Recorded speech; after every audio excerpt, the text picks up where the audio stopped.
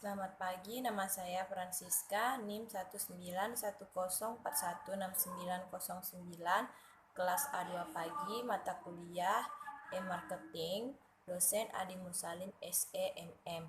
Di sini saya akan membacakan hasil ringkasan bab 5, Desain User Experience. Desain user experience adalah konsep web yang sulit untuk didefinisikan secara khusus karena seringkali kasus Anda akan tahu ketika Anda melihatnya. Situs web yang baku harus Anda fungsional dan nyaman, tetapi situs web user experience dikatakan hebat bila situs web user experience tersebut menyenangkan untuk digunakan dan mempunyai pengalaman yang layak untuk dibagi. Dalam praktiknya, user experience untuk situs web, perusahaan, audiens, atau konteks tertentu dapat berbeda. Tetapi prinsipnya tetap sama, memberikan pengalaman hebat kepada pengguna dan mempermudah mereka untuk mengoversi ke tujuan yang Anda inginkan. User experience merupakan langkah dasar pertama dari aset digital yang efektif. 2. Konsep dan istilah. Konsep dan istilah kunci. Di sini ada tabel, yaitu ada term dan definition. Yang ketiga, memahami desain user experience. Di bidang user experience penuh dengan jargon yang kedengarannya mirip, jadi merupakan panduan tingkat tentang istilah-istilah yang harus Anda ketahui. Pertama, user experience atau UX adalah kepuasan keseluruhan yang didapat pengguna dari berinteraksi dengan produk atau alat digital. 2. Desain user experience atau UXD, kadang-kadang UED, adalah proses penerapan prinsip teknik dan fitur yang telah terbukti ke alat digital untuk membuat dan mengoptimalkan pengalaman pengguna. Yang ketiga, desain yang berpusat pada pengguna atau USD adalah filosofi desain yang memprioritaskan kebutuhan dan keinginan pengguna di atas segalanya dan menempatkan pengguna sebagai pusat dari seluruh pengalaman. Ini seringkali memerlukan penelitian dan pengujian dengan pengguna nyata dari situs atau produk. Yang 4, antarmuka pengguna atau UI adalah bagian alat atau platform yang menghadap pengguna, bagian dari situs web, aplikasi, atau alat yang sebenarnya berinteraksi dengan pengguna. 5. Kegunaan berarti seberapa ramah pengguna efisien dan apik produk digital. User experience online dapat dibagi menjadi 2 kategori besar, yaitu user experience fungsional. Ini mencakup elemen-elemen pengalaman pengguna yang terkait dengan penggunaan alat seperti elemen teknis, navigasi, pencarian, dan tautan. 6. Aksesibilitas. Dapatkah saya menggunakan user experience pada saat saya membutuhkannya? Apakah user experience dapat berfungsi pada ponsel saya atau pada koneksi internet yang lambat? Bisakah saya menggunakannya sebagai orang cacat? 7. Desirability. Apakah saya ingin menggunakan user experience? Apakah ini pengalaman yang menyenangkan atau apakah saya takut masuk? 8. Usability. Mudah digunakan. Apakah alat yang saya butuhkan intuitif dan mudah ditemukan? 9. Credibility. Apakah saya mempercayai user experience? Apakah situs web ini sah? 10. Usefulness. Apakah UC experience menambahkan nilai bagi saya? Apakah saya akan mendapatkan sesuatu dari waktu yang saya habiskan untuk berinteraksi dengan user experience? 4. Manfaat user experience. Ada beberapa manfaat nyata untuk menerapkan desain user experience ke strategi pemasaran digital. Good user experience adalah cara terbaik untuk membedakan diri Anda di pasar dan memberikan Anda keunggulan kompetitif. Jika titik sentuh online Anda mudah, menyenangkan, dan intuitif dan mengagumkan untuk digunakan, pelanggan Anda tidak akan punya alasan untuk mencari di tempat lain. Penelitian dan desain user experience yang lebih baik memungkinkan Anda menemukan solusi terbaik kebutuhan Anda. Setiap bisnis, situs web dan layanan online memiliki keunikan dalam beberapa hal yang berarti bahwa cara pengaturan user experience juga harus unik. Setiap pemasar tahu bahwa pelanggan ideal adalah pelanggan yang bahagia.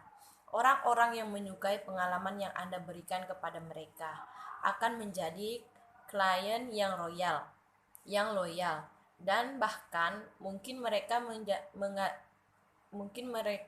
merek penginjil orang-orang yang akan menyanyikan pujian Anda jauh dan luas. 5. Prinsip-prinsip inti dari desain user experience. A. Desain yang berpusat pada pengguna. Desain pengalaman pengguna. Prinsip-prinsip inti dari desain user experience tentu saja banyak pengguna mungkin tidak tahu persis apa yang mereka inginkan dan butuhkan.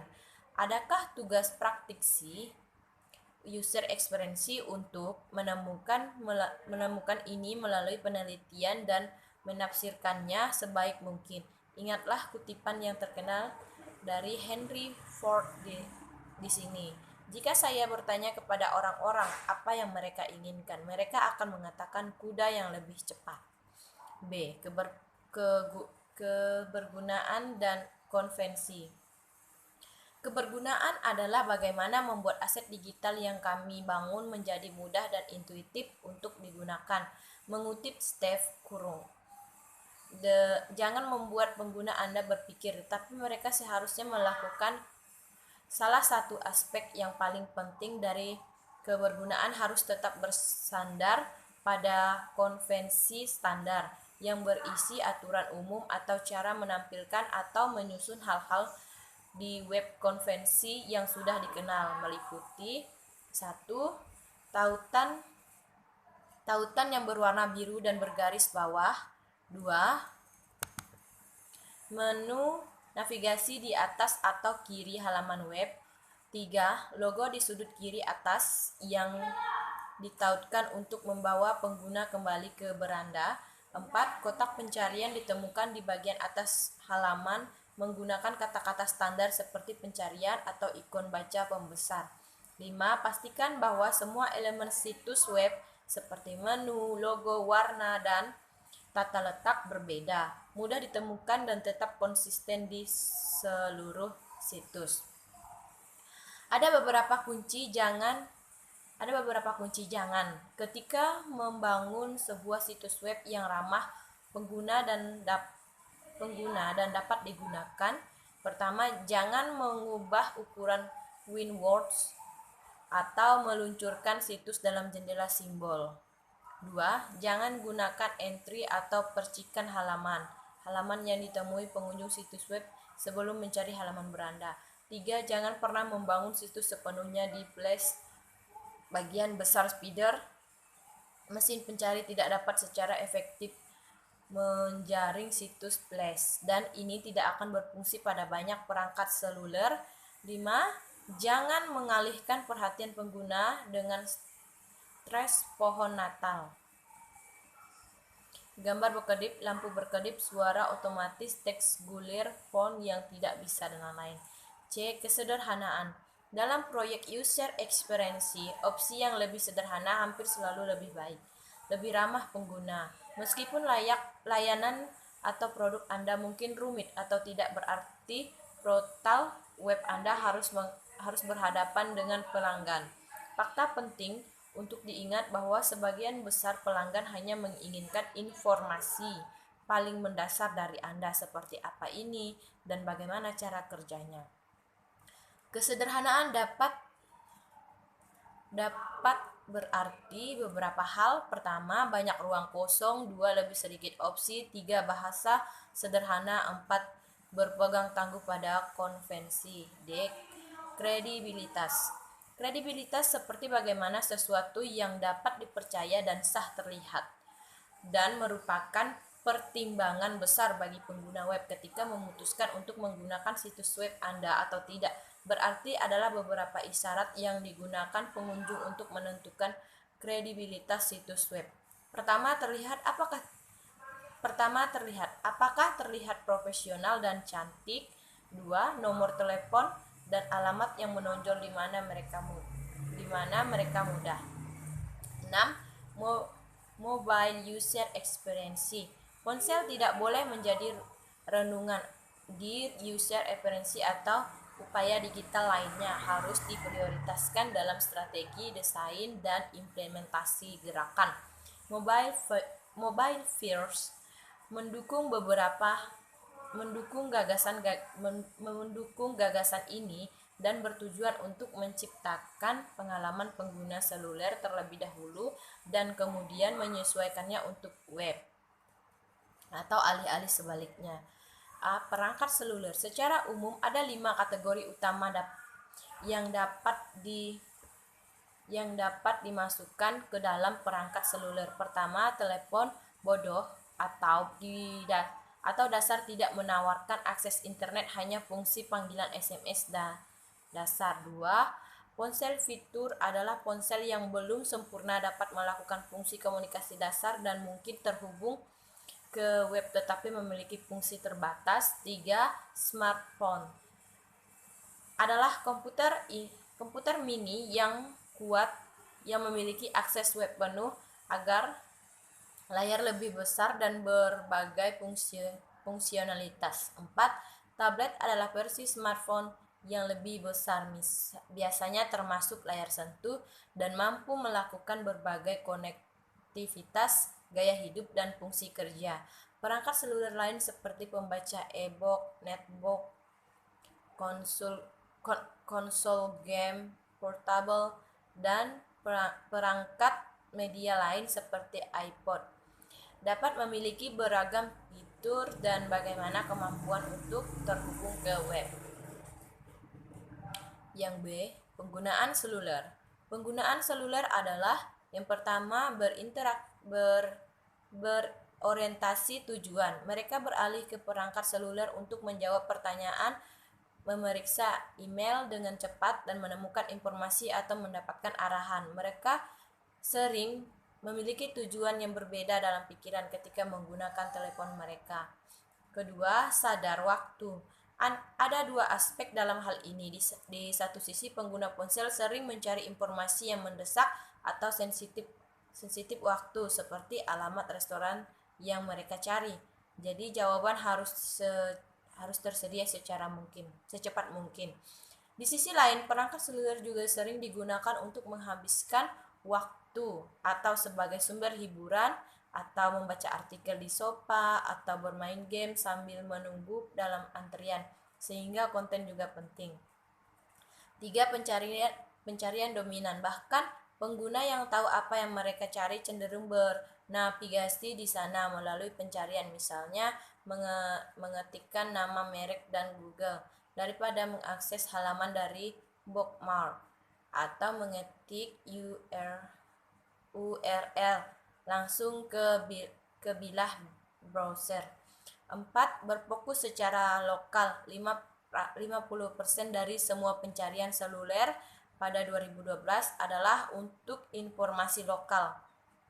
Dari semua pencarian seluler pada 2012, Di bawah, pengguna beralih ke mereka untuk menemukan informasi tentang hal-hal di sekitar mereka.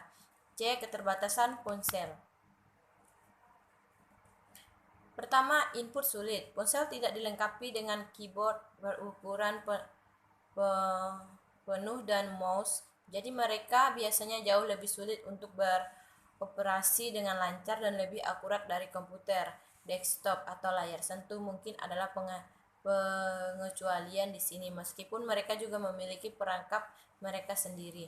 2. Kecepatan koneksi lambat. Banyak pengguna ponsel, terutama di negara-negara berkembang, memiliki koneksi internet yang lambat dan bahkan opsi cepat seperti 3G seringkali lebih lambat dari desktop setara. Ini membuat semua situs web atau gambar besar lambat dan membuat frustasi dan juga mahal dalam biaya data. 3. Perangkat keras lambat. Terkadang kelambatan datang dari perangkat keras itu sendiri. Semakin mendasar telepon, semakin lambat komponen pengolahannya, membuat tindakan sederhana membuka perambanan dan membuat halaman memakan waktu. D. Prinsip-prinsip user experience seluler universal. Seperti yang akan dibahas dalam bab pengembangan dan desain web, ada 3 pendekatan utama untuk membuat konten yang dapat diakses seluler. Pertama, situs web seluler disebut situs MOBI. 2. Aplikasi asli dan web disebut aplikasi. 3. Situs web responsif, situs web yang beradaptasi dengan perangkat. Baik Anda merancang situs web MOBI, aplikasi, atau situs web responsif, ada beberapa prinsip yang harus selalu Anda ingat. Pertama, simplicity. Yang kedua, reduce loading time. Yang ketiga, exploration. Yang keempat, berikan umpan balik. Yang kelima, komunikasi konsistensi. Yang keenam, predict what your user wants. Yang panduan langkah demi langkah untuk desain user experience. Pertama, melakukan penelitian dan penemuan. Kedua, membuat struktur dasar situs. Ketiga, menganalisis konten. 4. Prinsip pembuatan konten. 5. Hierarki. 6. Buat peta situs. 7. Bangun navigasi. 8. Buat tata letak. 9. Merakit elemen-elemen lainnya. Banyak situs dapat mengambil manfaat dari memiliki fungsi pencarian, baik untuk membantu pengguna navigasi dan membuat menemukan informasi spesifik lebih mudah. Call to action. Yang berhasil adalah tindakan sederhana, cepat, jelas, tidak menghiraukan pengguna untuk melakukan sesuatu yang menakutkan atau membuat komitmen. Mereka harus selalu melakukan apa yang mereka nyatakan untuk menanamkan kepercayaan dan kejelasan. Ini semua tentang mengelola ekspektasi pengguna. Apakah mereka benar-benar pergi ke tempat yang mereka pikir akan lakukan atau melakukan tindakan yang mereka harapkan. Positioning primer biasanya akan muncul di atas flip untuk menangkap perhatian yang difokuskan di sini. CTA lainnya dapat muncul di bawah flip. Di CTA utama juga dapat diulangi lebih rendah. Prioritasin. Satu halaman web dapat dibangun di sekitar satu CTA atau dapat menggabungkan sebagai tindakan yang memungkinkan diinginkan. Ini semua bermuara pada apa yang ingin dicapai oleh halaman dan situs web berdasarkan persyaratan bisnis.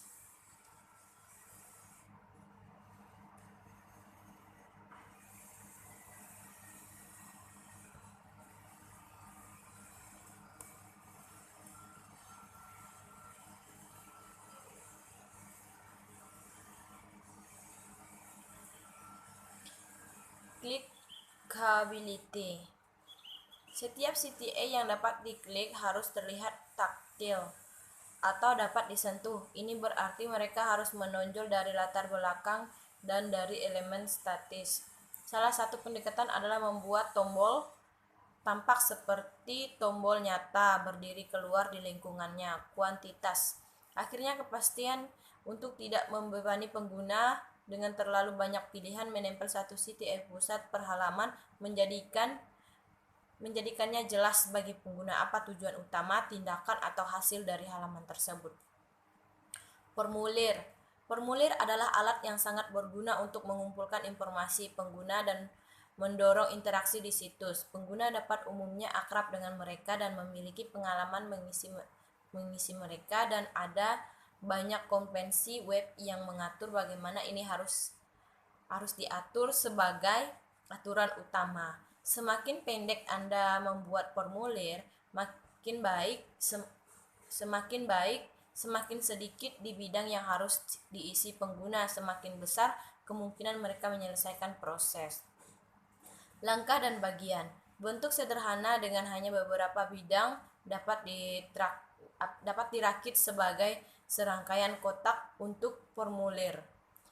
Yang lebih panjang misalnya yang ada di checkout, e-commerce, atau proses pendaftaran yang kompleks masuk akal untuk membaginya menjadi bagian yang dapat dikelola dan mengelola harapan pengguna dengan menunjukkan dengan jelas apa langkah selanjutnya. Referensi. Kesederhanaan adalah pertimbangan utama. Formulir harus sesingkat dan sejelas mungkin. Upaya itu harus sama dengan hadiah yang didapat. Semua bidang yang disertakan harus jelas relevan dengan tujuan formulir. Jika tidak, pengguna mungkin bingung atau curiga bahwa Anda sedang mengambil informasi mereka. Pendampingan merupakan ide bagus untuk memasukkan bantuan bagi penggunaan yang mengisi formulir. Ini khususnya kasus di mana bidang tertentu membutuhkan input untuk dimasukkan dengan cara tertentu dan 2 kali lipat untuk di bidang tata sandi dengan aturan khusus. Validasi.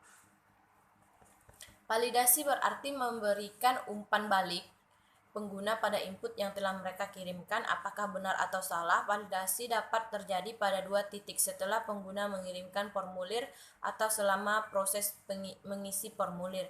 Yang terakhir yang disebut validasi sebaris langsung biasanya menghasilkan pengalaman pengguna yang jauh lebih baik karena pengguna tahu bahwa informasi mereka benar sebelum mengirimkan formulir. Search. Pencarian memiliki 3 fungsi bermanfaat di situs web.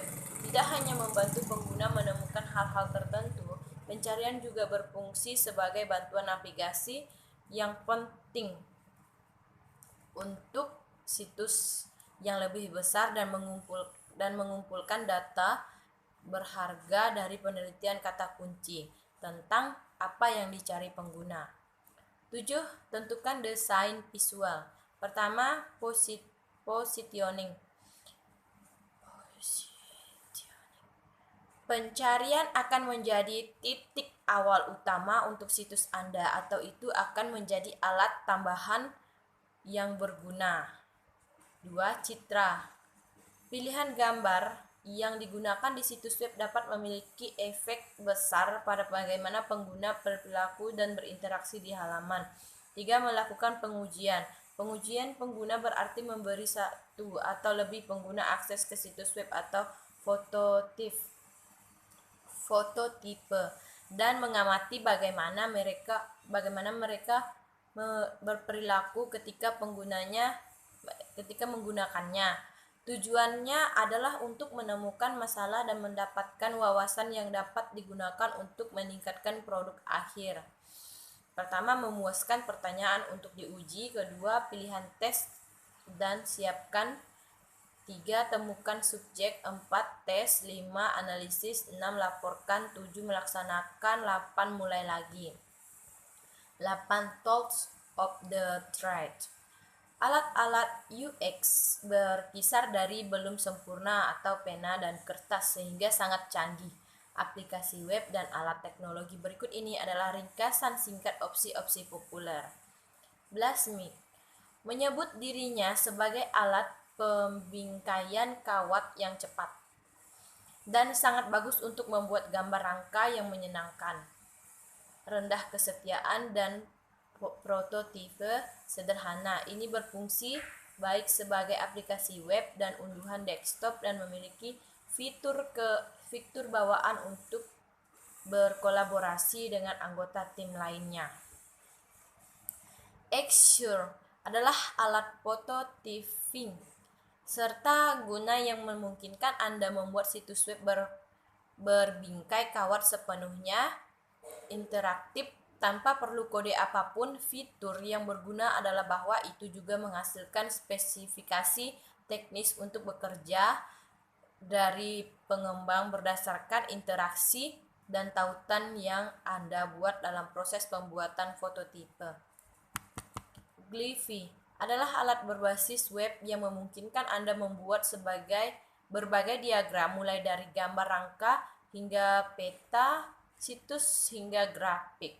Ia menawarkan versi gratis dengan akun pro berbayar yang menawarkan fitur yang lebih canggih. Meskipun kekuatannya terletak pada pembingkaian kawat, ini juga menciptakan peta situs, yang berarti Anda dapat memiliki beberapa fitur di satu tempat. Morai adalah tempat yang baik untuk memulai jika Anda mencari pengganti berbasis web untuk laboratorium pengguna.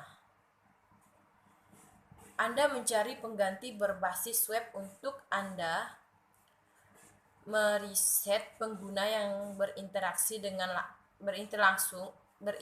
langsung dengan pengguna dan juga menangkap perilaku mereka di layar, sehingga Anda dapat melihat dari jarak jauh apa yang sedang mereka lakukan dan bagaimana mereka berinteraksi secara langsung. Alat ini juga memungkinkan Anda untuk meminta dan berinteraksi dengan pengguna dalam obrolan waktu yang nyata, melacak di mana mereka melihat di layar, dan banyak lagi.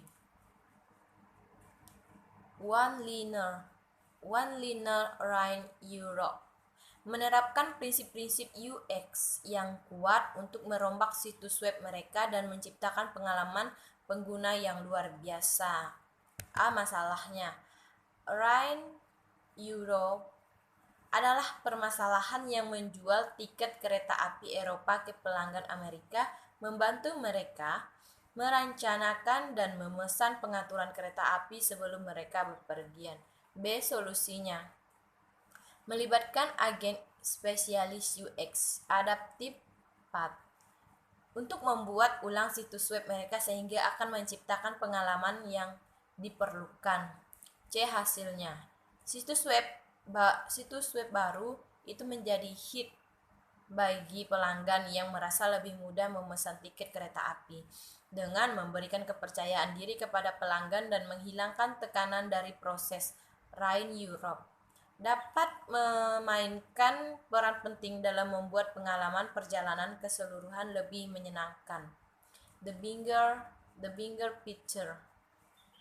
User experience menyentuh begitu banyak aspek pemasaran digital, sehingga sulit untuk mendaftar semuanya terlibat langsung dalam fase strategi dan penelitian, dan kemudian menyentuh semua disiplin buat pengembangan web design dan copywriting. Summer. Pengguna menjadi yang utama saat membuat saluran pemasaran berbasis web apapun. Prinsip-prinsip inti user experience seperti desain berfokus pada pengguna, konvensi web, kesederhanaan, dan kredibilitas sangat penting untuk menciptakan pelanggan web yang mulus, mudah diingat, dan berharga bagi pengguna. 11. Pertanyaan studi kasus. Mengapa proyek ini merupakan tantangan besar dari perspektif user experience?